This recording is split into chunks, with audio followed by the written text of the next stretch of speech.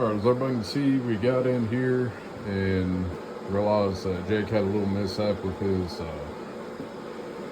302 turbo build and everything. Anyways, more about that later. Went ahead, got everything ready, realized that he did put the pistons in the degreaser, and as you seen last night, the rings come off and everything. Long story short, it's a 94 lt1 quote-unquote police interceptor. I paid $250 for it and tore apart, factory hardened crank. I do not remember the casting numbers or anything, but everything's getting cleaned up. The DIY budget rebuild and everything. Just standard flat tops. As you see, we got a few in there cleaning, and don't worry about that. That's one of his motors. That right there is my 68 327 that we got to do more work on, but it does have the factory lt1 B-body iron heads that we already have springs and everything ordered. And in the middle of getting everything honed out, ordered rings last night, and they will not be here till Wednesday evening or Thursday. And for me, it makes it a little rough where I have two jobs, trying to keep everything rolling. It's kind of hard, so these videos ain't gonna come out as quick as everybody would like. But hey, I'm just getting the hang of doing this. The whole editing is gonna be the fun part. But that's 10 1/4, 10 1/8 to 1 with them heads. Plan is all motor and everything, and just going against his I think 91 or 92 351 non-roller. We did get bored over 60. We tried 30, and we had one that still wouldn't clean up, so we went 60. And I do not know the casting on the heads or the whole specs or anything, but I think they're 175s. He's got a good size cam in it. As you can see, you know, flat top 4 valve, which is going to be, I think, 9.6, 9.8 to 1 on his, where neither one of them is decked. But I'm just running, instead of 27 thou, I think I'm running 30 thou or 39 thou gasket.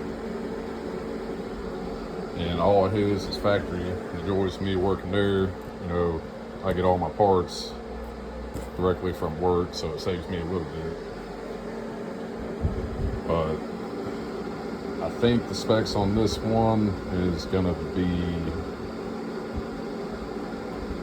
224, 232, which I know everybody's gonna say that's kind of mild for a street car, but yeah, keep in mind this is going into the 2nd gen Firebird, or let me rephrase that, 3rd gen Firebird, and I'm putting it in front of a stock 94 4L60E with a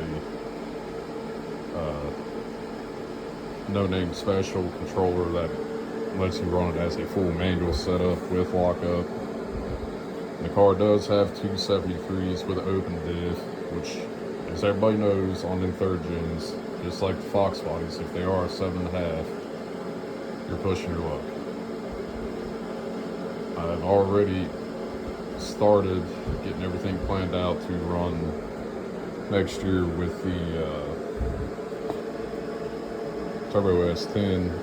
In order to do that, I might have to run a quick performance 9-inch, which, as anybody knows, those are cheaper than Curry, but they still are not cheap. Like I said, all I'm doing out of this whole ordeal is showing you don't have to have a lot of money. Just kick back, extra a few dollars here and there works every week. I mean, I paid $250 for this motor complete. I already sold a few parts off of it, but I know everybody's going to ask what happened to the S-Thing. The S-Thing's running fine.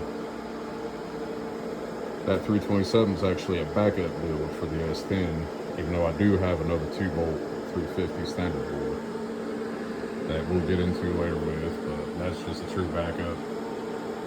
it got a little sidetracked on that, and I'm kind of wanting to do a nostalgia build with that, you know, late 60s, early 70s build. But I don't know even if I wanted to boost it, if I would or not. Because the S10's already boosted. It's set up good. It's running low 7s.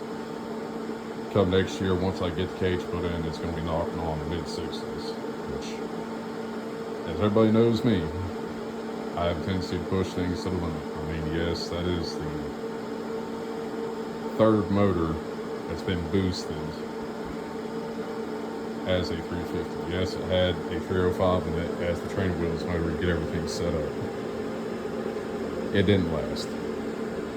But give you 4 or 5 more seconds on this. So yeah.